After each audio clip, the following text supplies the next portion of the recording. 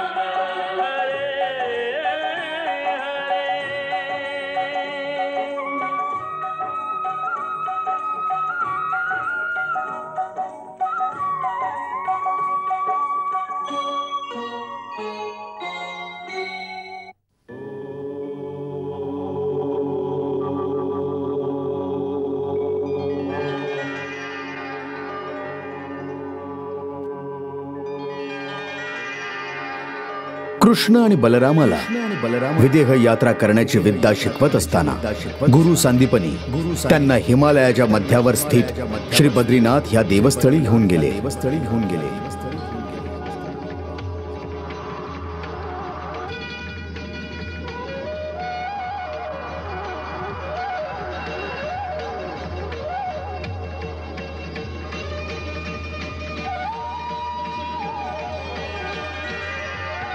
गुरुदेव, आपण कुठे जात आहोत? हिमालयावर। खूप दिवसात श्री बद्रीनारायणाचे दर्शन घेतले नाही।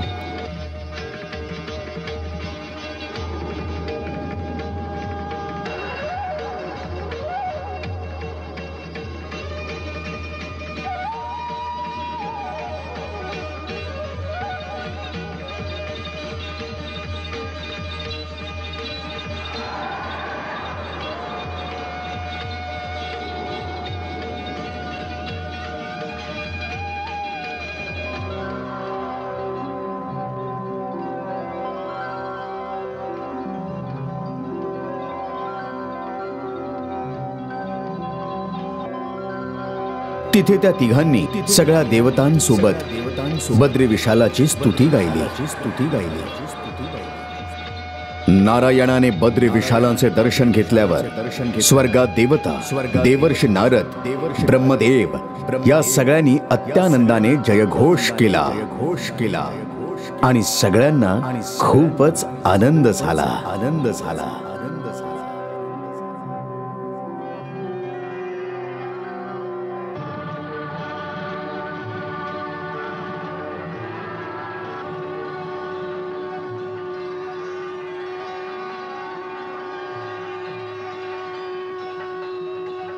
बद्रीनारायणाचं दर्शन घेऊन उज्जैनला परत जाताना गुरु सांदीपनी कृष्ण आणि बलरामाला मुद्दाम मथुरेच्या आकाश मार्गावरून घेऊन गेले। त्या निमित्ताने महर्षी गर्ग यांचे दर्शन घ्यावे अशी इच्छा होती। अरे, हे तर आपले गोकुळ आहे गुरुदेव। आपण गोकुळात आलो का गुरुदेव? हो, मला वाटलं की भ्रमण करायला निघालो आहोत तर महामुनींना प्रणाम करून जाऊयात. बस यमुनेच्या पारच त्यांचा आश्रम आहे. चला.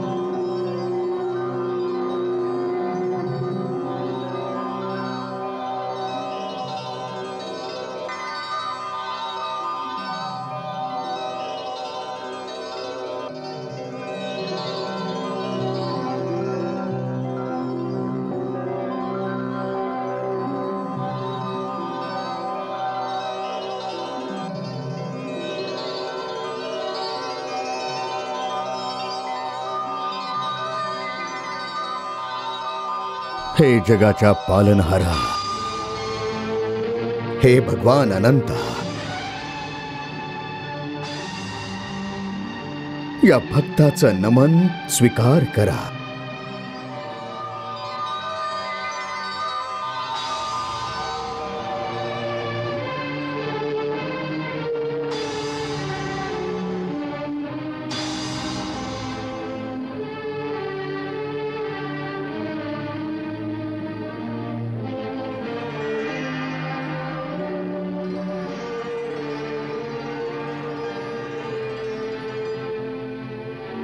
तुमच्या ह्या कृपेने मी खूप खूप धन्य झालो आहे प्रभू.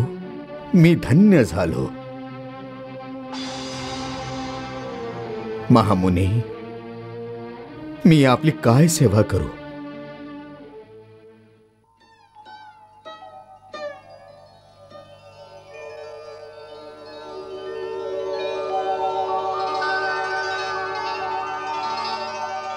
हे पूज्यवर, असे बोलून आपण मला लज्जित करू नका. तुम्ही तर माझे इष्टदेवता भगवान भोलेनाथ यांचे परमशिष्य आहात. म्हणूनच आपली सेवा करणे हे माझे कर्तव्य आहे. मी तर इथे आपले आभार मानायला आलो होतो की तुम्ही अशा परम विभूतींना माझ्या आश्रमात पाठवले, ज्यांनी समस्त 64 विद्या केवळ 64 दिवसांमध्ये पूर्णपणे ग्रहण करून माझ्या विद्येचे पूर्ण भांडार रिक्त केले. या पृथ्वीवर आजतागायत कुठल्याही आचार्याला असे प्रखर बुद्धीचे शिष्य प्राप्त होण्याचे सौभाग्य लाभले नसेल. परंतु इथे आल्यानंतर माझ्या हे लक्षात आले की इतके दिवस मी तर ह्यांना अज्ञानाच्या नजरेतूनच बघत होतो. इतके दिवस मी तर भ्रमात राहून ह्यांना दिव्य पुरुष किंवा कोणी दिव्य आत्मा समजत होतो की ज्यांच्यात विद्या ग्रहण करण्याची इतकी प्रचंड शक्ती आहे. परंतु इथे आल्यावर मला जे दृश्य दिसले त्यावरून मला हे समजले की हे कोणी दिव्य आत्मा नाहीत, स्वयं सर्वशक्तिमान भगवान आहे. इतके दिवस मी तर भ्रमात राहून ह्यांना दिव्य पुरुष किंवा कोणी दिव्य आत्मा समजत होतो की ज्यांच्यात विद्या ग्रहण करण्याची इतकी प्रचंड शक्ती आहे. परंतु इथे आल्यावर मला जे दृश्य दिसले त्यावरून मला हे समजले की हे कोणी दिव्य आत्मा नाहीत, स्वयं सर्वशक्तिमान भगवान आहे.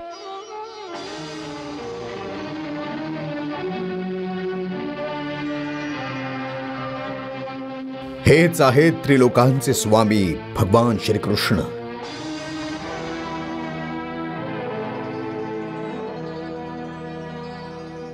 आणि हे तिन्ही लोकांना आपल्या फण्यावर धारण करणारे स्वतः भगवान अनंत आहेत.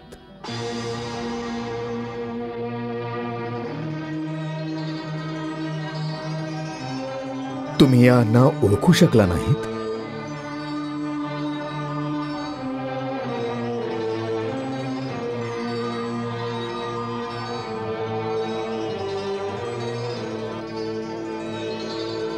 हे माझ्या मंद बुद्धीचेच प्रमाण आहे की माझ्या समोर स्वयं त्रिलोकनाथ होते आणि मी माझ्या विद्येच्या अहंकारात प्रत्यक्ष विद्यापतींना विद्या शिकवण्याचा मूर्खपणा करत होतो. नाही, याचे कारण आपण मंदबुद्धी नाही आहात. अहो, याचं कारण म्हणजे स्वतः यांचीच माया आहे. ते तुमच्या समोर जरी बसले असले तरीही जोपर्यंत स्वतःची ओळख प्रकट होत नाही तोपर्यंत कोणीही जीव त्यांना अजिबात बघू शकणार नाही. अहो, हीच तर त्यांची माया आहे ऋषीवर.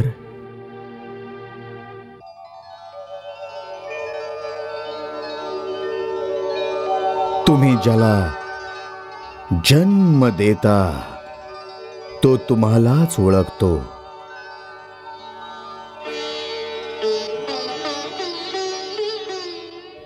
आणि तुम्हाला काय वाटलं की तुम्ही आज इकडे तुमच्या इच्छेने आला आहात? नाही महामुनी, ही सुद्धा ह्यांचीच कृपा आहे. इथे येण्याचा संकल्प ह्यांनीच तुमच्या मनात उत्पन्न केला.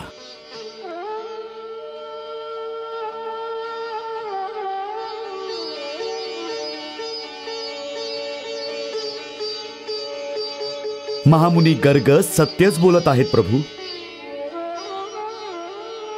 ही आपली असीम कृपा आहे की आपण माझा अहंकार आणि माझं धारिष्ट्य दुर्लक्षित करून आज मला माझ्या वास्तविक स्वरूपाचं ज्ञान प्रदान केलं. इतक्या दिवसात नकळत माझ्याकडून काही अपराध झाला असेल तर मला मूर्ख समजून क्षमा करा प्रभू, क्षमा करा.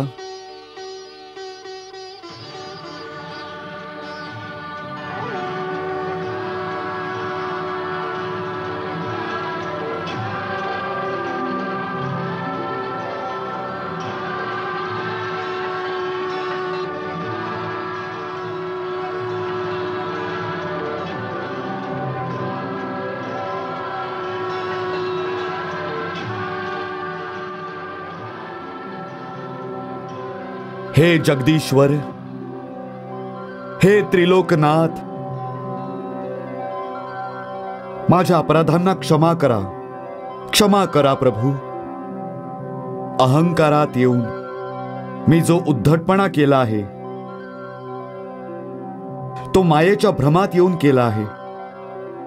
तुम्ही तर दयेचे सागर आहात. माझे समस्त अपराध माफ करा प्रभू. मला आपल्या श्री चरणी शरण द्या प्रभू. मला ह्या मायेच्या बंधनातून मुक्त करा प्रभू. महामुनी सांदीपनी, आम्हाला माहिती आहे की जे काही झाले आणि जे काही होत आहे ह्यात तुमचा काहीही दोष नाही. हे सगळं आमच्या मायेच्या प्रभावाने आणि आमच्या इच्छेनेच होत आहे. आम्ही तुमच्या कर्मनिष्ठेने अतिप्रसन्न आहोत.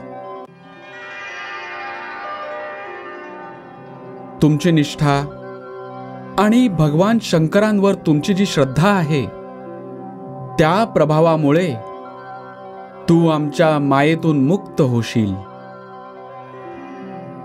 पण ह्याला अजून थोडासा वेळ नक्कीच लागेल, कारण तुझ्या अंतरी अजूनही काही तृष्णा, काही आकांक्षा शेष आहेत. महामुनी सांदीपनी, आम्हाला माहिती आहे की जे काही झालं आणि जे काही होत आहे यात तुमचा काहीही दोष नाही. हे सगळं आमच्या मायेच्या प्रभावाने आणि आमच्या इच्छेनेच होत आहे. आम्ही तुमच्या कर्मनिष्ठेने अतिप्रसन्न आहोत. तुमची निष्ठा आणि भगवान शिवशंकरांवर जी तुमची श्रद्धा आहे त्याच्या प्रभावामुळे तुम्ही आमच्या मायेतून मुक्त व्हाल. पण अजूनही त्यात थोडासा वेळ लागेल, कारण तुमच्या अंतरी अजूनही काही तृष्णा, काही आकांक्षा शेष आहेत. तुमच्या पूर्वकर्मानुसार काही सुखदुःखाचा भोग सुद्धा शेष आहे. तोपर्यंत तुमच्यावर माझ्या मायेचा प्रभाव राहील. परंतु अंतिम टप्प्यावर तुम्ही आमच्या कृपेने तुम्ही आमच्या मायेतून मुक्त व्हाल आणि तुम्हाला आमची अनन्य भक्ती प्राप्त होईल. तेव्हा तुम्ही तुमचे हे शरीर सोडून आमच्या गोलोकात जाल, जिथे तुम्हाला आमचे खास भक्त होण्याचा गौरव प्राप्त होईल. आमच्या मायेच्या प्रभावामुळे तुम्हाला आजचे हे दृश्य आठवणार नाही. म्हणजे तुम्ही एका गुरुच्या मर्यादेचे पालन रीतीप्रमाणे कराल.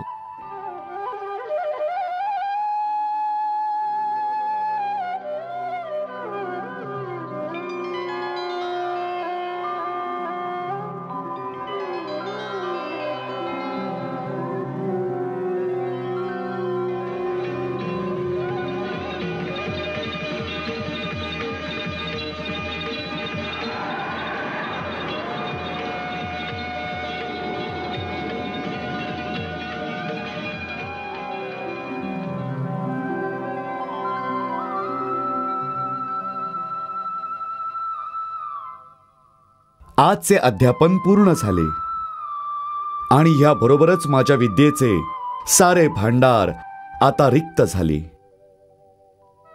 एका आचार्याचे जीवन त्या दिवशी सफल होते ज्या दिवशी तो आपली सगळी विद्या, सगळं ज्ञान आपल्या शिष्यांना वाटून टाकतो. ह्याच दिवसासाठी तो अशा शिष्यांची प्रतीक्षा करत राहतो. म्हणूनच आज तुम्हा दोघांच्या तीव्र प्रतिभेमुळे माझे जीवन सफल झाले. आज मी तुम्हाला जीवनपथावर पुढे जाण्याची अनुमती देतो. या आशीर्वादासोबत की जी विद्या मी तुम्हाला प्रदान केली आहे ती जीवनाच्या प्रत्येक परिस्थितीत तुमच्या उपयोगी येईल. तुम्हाला कधी विस्मरण होऊ नये.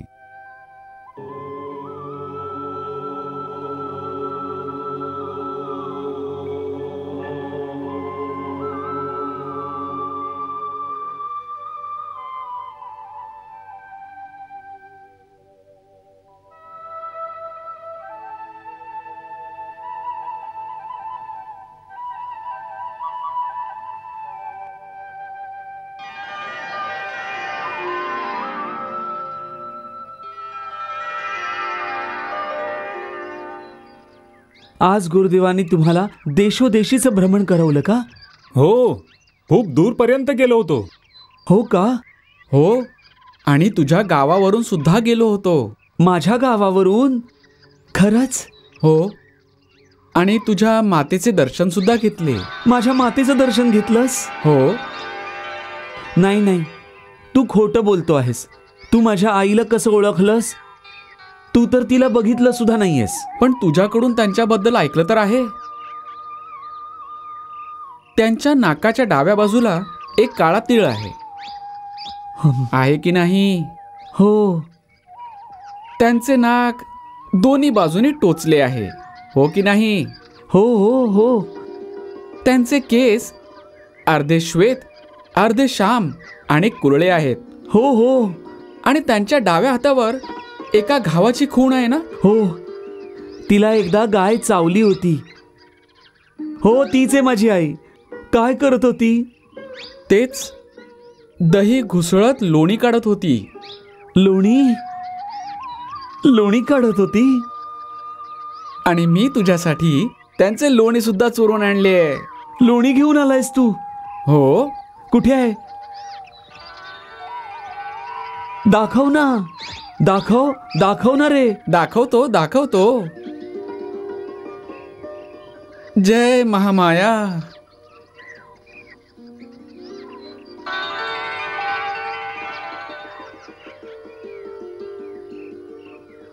हे बघ.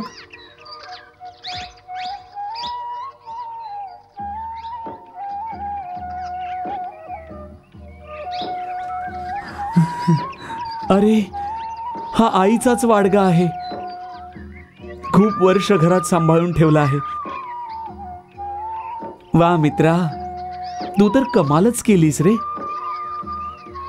आज किती दिवसांनी आईच्या हातचं लोणी खायला मिळेल मला. अरे सुदामा, सगळे लोणी एकटाच खाणार का तू? नाही, याचे 3 वाटे करूया. हे धर, मी पत्रावळी घेऊन येतो. हा,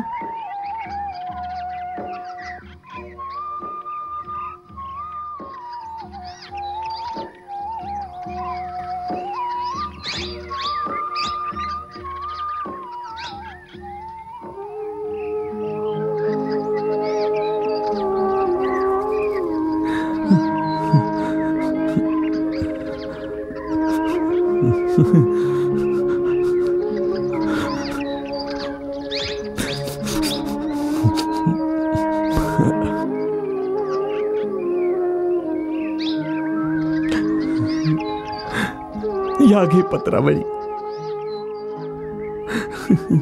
अरे सुदामा, काय झालं? का रडतोयस? विचार करत होतो, तुझ्यासारखा मित्र मला कुठे सापडेल. अरे, जोपर्यंत मी आहे तोपर्यंत इतर कुठल्या मित्राची काय आवश्यकता आहे? तुझं अध्ययन पूर्ण झालं, आता तू परत जाशील. मग मी एकटाच राहीन इथे. मला आणखी कोणी मित्र नाहीयेत.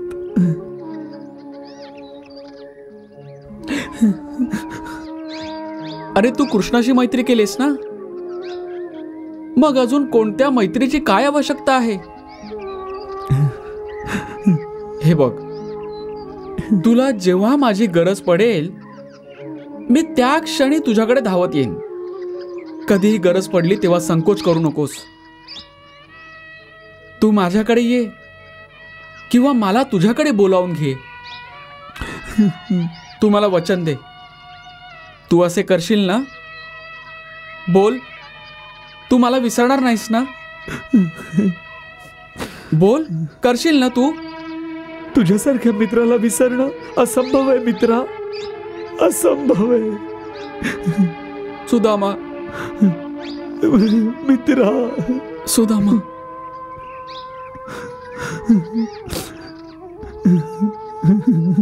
सुदामा.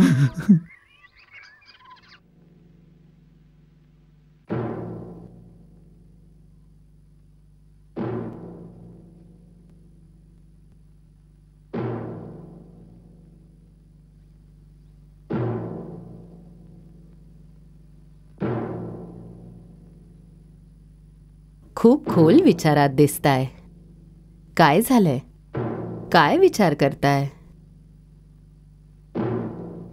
मी कृष्णाचा विचार करत आहे. कृष्णाबद्दल? त्याबद्दल काय विचार करत आहात आपण? मला असं का वाटत आहे कुणास ठाऊक, की आजच्या यात्रेमध्ये मी त्याचे काहीतरी वेगळेच रूप बघितले आहे. कसले रूप? जणू त्याच्या भुजा खूप लांब झाल्या होत्या. 4 भुजा, 8 भुजा. मला समजत नाहीये. माझ्या स्मृतीपटलावर काहीतरी अंधुक चित्र उभे राहते, परंतु मला काही स्पष्ट दिसत नाहीये. मला सुद्धा हे जाणवतं की तो कुठल्या तरी अलौकिक प्रतिभेचा स्वामी आहे, कुणी सामान्य मनुष्य नाही. परंतु त्याच्या भुजा मोठ्या झाल्या होत्या, हे कसं स्वप्न आहे? शक्य आहे कदाचित हे स्वप्नच असेल. जो कोणी आहे, हे मात्र निश्चित आहे की कृष्ण एक दिव्य आहे, ज्याने काही कारणास्तव या भूमीवर जन्म घेतला आहे. असं होऊ शकतं. पुराणात सुद्धा अशा अनेक कथा सापडतात. कधी कधी देवलोकात देवतांना सुद्धा कुठल्या तरी शापामुळे मनुष्य योनीत जन्म घ्यावा लागतो. मला हा कृष्ण सुद्धा असाच वाटतो. जणू कुठल्या शापामुळे. अरे कृष्णा,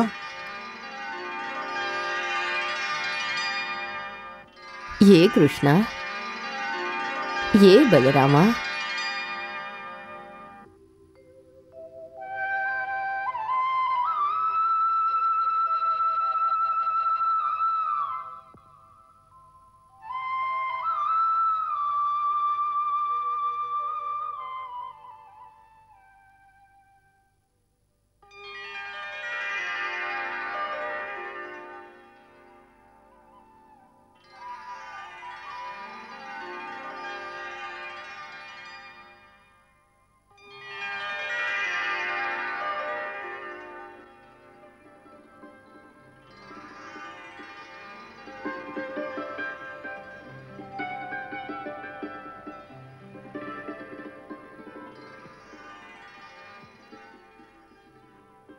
गुरुदेव, गुरु आपल्या शिष्यांना जी विद्या दान देतात, शिष्य त्याचे ऋण कित्येक जन्म सुद्धा चुकवू शकत नाही.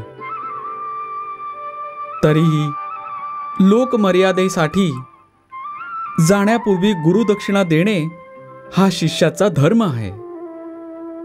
म्हणून जाण्यापूर्वी तुमची प्रार्थना करायला आलोय की जे तुम्हाला उचित वाटेल त्यानुसार ती गुरुदक्षिणा देण्याचा आम्हाला आदेश द्यावा. आम्ही वचन देतो की आम्ही त्या आदेशाचे अवश्य पालन करू. कृष्णा, आम्हाला हे विचारून तू तुझ्या शिष्य धर्माचे योग्य पालन केले आहे. परंतु माझे असे मत आहे की जो गुरु एखाद्या दक्षिणेच्या लोभाने विद्या प्रदान करतो, वास्तवात तो गुरु म्हणून घेण्याचा अधिकारी नसतो.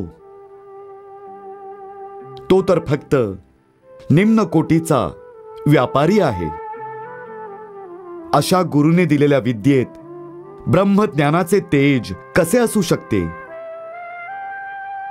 तरी सुद्धा तुला आचार्य ऋणातून मुक्त करण्यासाठी मी तुझ्याकडे गुरुदक्षिणेच्या रूपात एक वचन मागतो.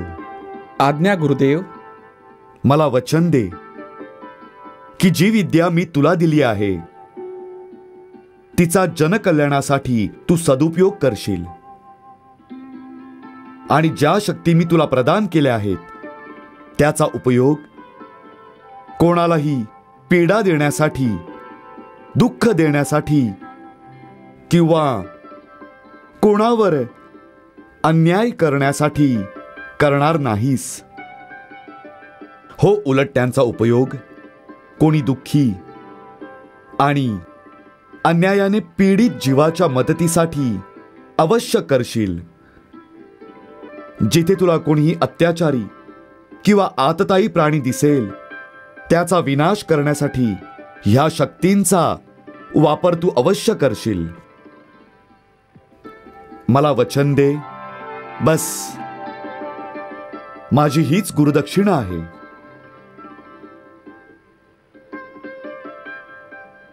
गुरुदेव, आम्ही तुम्हाला वचन देतो की आम्ही आयुष्यभर तुमच्या या आज्ञेचे पालन करू.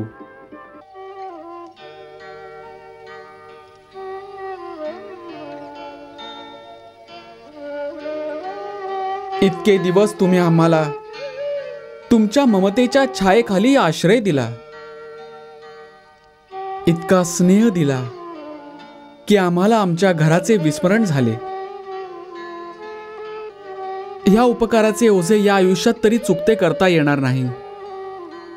पण तरीही तुमची कुठली इच्छा असली जी आम्ही पूर्ण करू शकतो तर आम्ही आमचे अहोभाग्य समजू.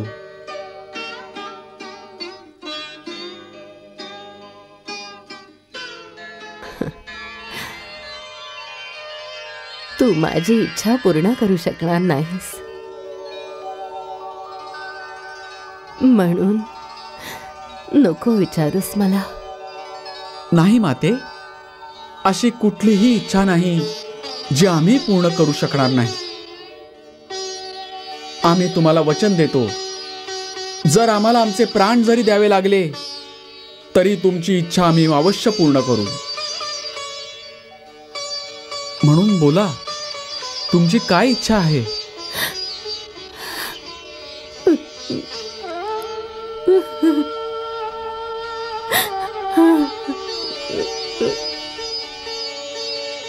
निसंकोच बोला माता, तुमची काय इच्छा आहे?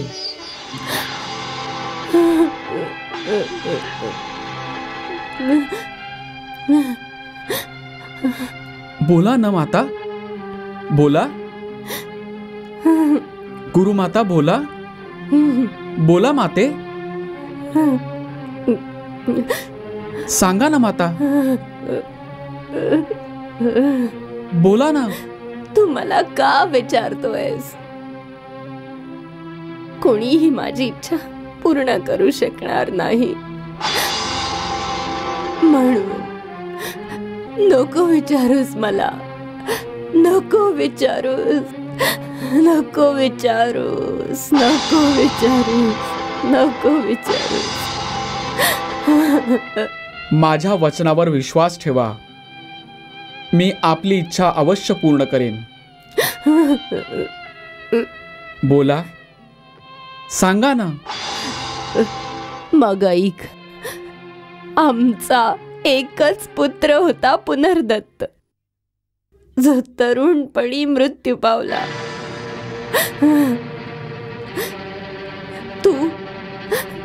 तू माझा पुत्र मला परत आणून देऊ शकशील का?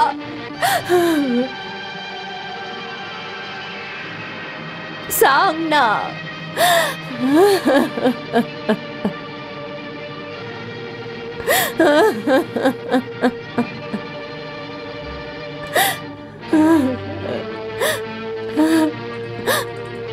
मला ठाऊक होतं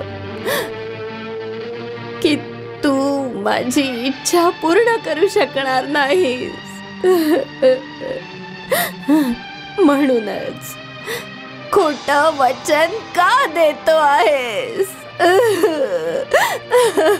जा जा, मी तुला वचनातून मुक्त करते.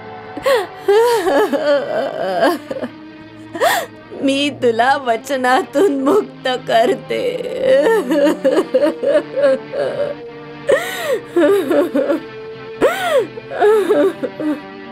त्याचा मृत्यू कसा झाला होता? त्याला समुद्राने पोटात घेतले. समुद्राने पोटात घेतले. समुद्र? हो, आम्ही प्रभास क्षेत्री पर्व स्नान करावयास गेलो होतो.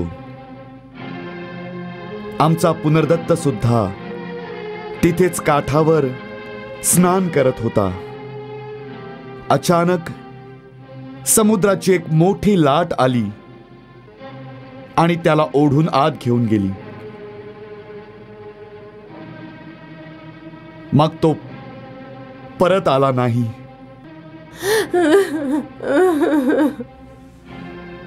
बस तेव्हापासून आम्ही पुत्र शोकाच्या अग्नीमध्ये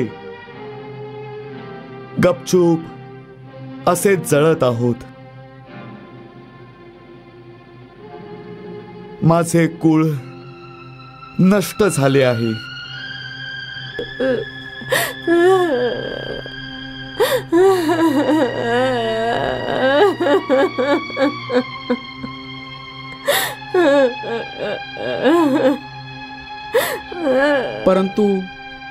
परंतु हे तुम्ही कसे काय निश्चित करून घेतले की पुनर्दत्त मरण पावला आहे? ज्याला समुद्र गिळंकृत करेल तो जिवंत राहील का? होऊ शकते. कधीतरी असे सुद्धा होते की कोणीतरी समुद्रात बुडून सुद्धा मरत नाही.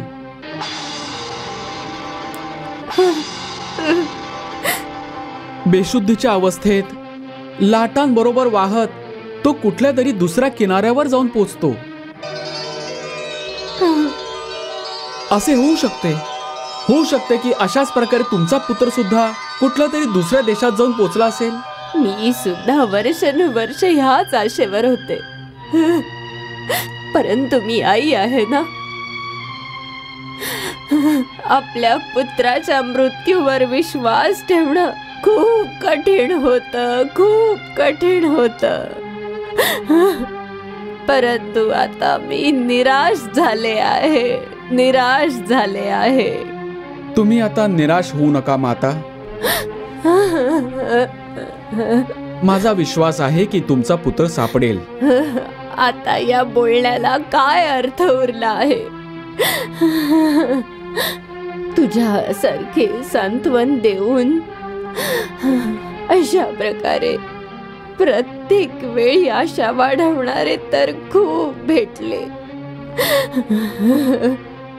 परंतु आतापर्यंत असे कोणीही भेटले नाही जे माझ्या पुत्राला परत घेऊन येतील, जो माझ्या पुत्राला परत घेऊन येईल.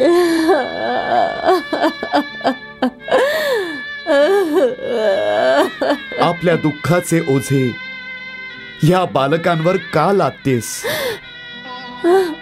त्यांना तुझ्या वचनातून मुक्त केले, हे योग्य केलेस. नाही गुरुदेव, माझे वचन कधीच असत्य नसते. मी वचन दिले आहे की प्राण देऊन सुद्धा मी माझे वचन पूर्ण करेन. आज मी प्रतिज्ञा करतो, तुमचा पुत्र तिन्ही लोकात जिथे कुठे आहे मी त्याला शोधून तुमच्याकडे घेऊन येईन.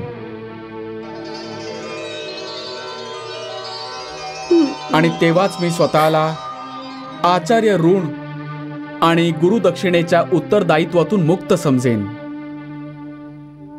जोपर्यंत मी तुमच्या पुत्राला परत घेऊन येत नाही तोपर्यंत मी स्वगृही जाणार नाही.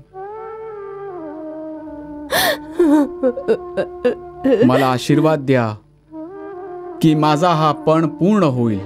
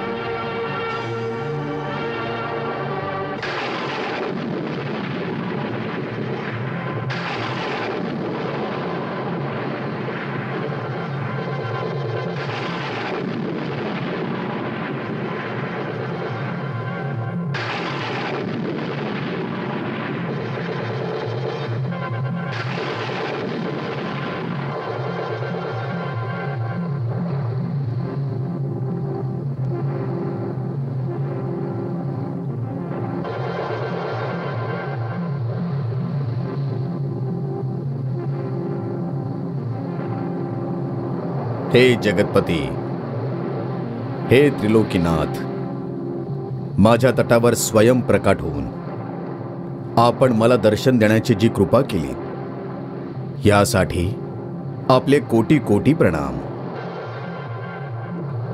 सांगा, या सेवकासाठी काय आज्ञा आहे? हे रत्नाकर, आमचे गुरु महात्मा सांदीपानी यांचे पुत्र तुमच्या या प्रभास क्षेत्री पर्वस्नान करण्यासाठी आला होता. इथून तुमच्या लाटा त्याला वाहून घेऊन गेल्या. आमची आज्ञा आहे की पुनर्दत्त जिथे कुठे आहे तिथून त्याला तात्काळ परत आणा. प्रभू, पुनर्दत्त माझ्याकडे नाहीये. मग कुठे आहे?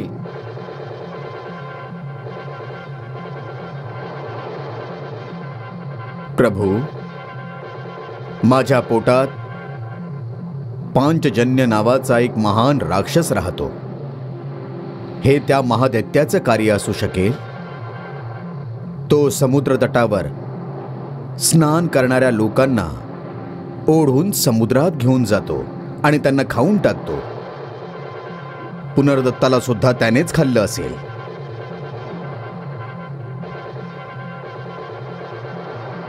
तो महादैत्य आता कुठे असेल?